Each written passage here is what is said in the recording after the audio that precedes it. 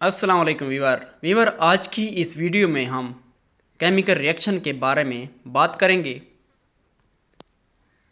कि chemical reaction क्या होता है और केमिकल रिएक्शन की एप्लीकेशन क्या हैं।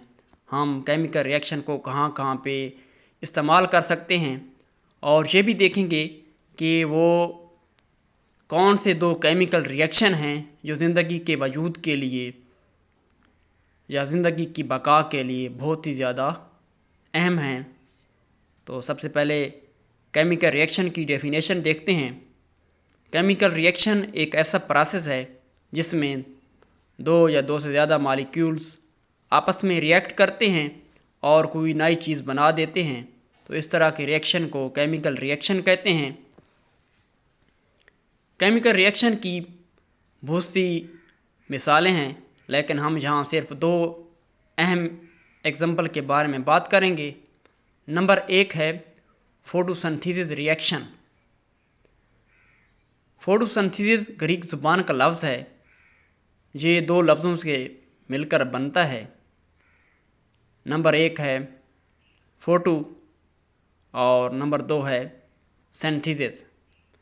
फोटो का मतलब है रोशनी, लाइट, और सिंथेसिस का मतलब है बनाना। तो लाइट की मौजूदगी में खुराक बनाने का अमल जो है उसे फोटोसिंथेसिस रिएक्शन कहते हैं।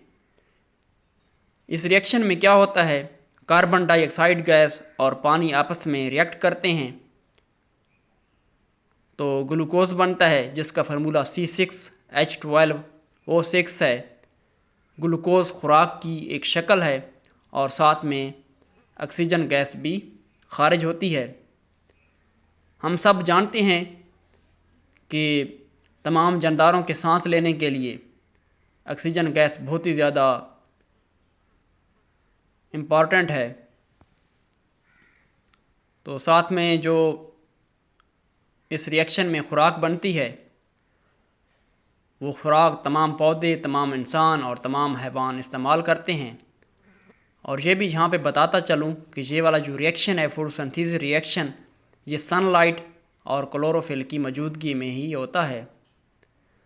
तो फ़र्ज़ करें अगर इस रिएक्शन को ज़िंदगी से निकाल दें तो जो ज़िंदगी है वो ख़त्म हो जाएगी।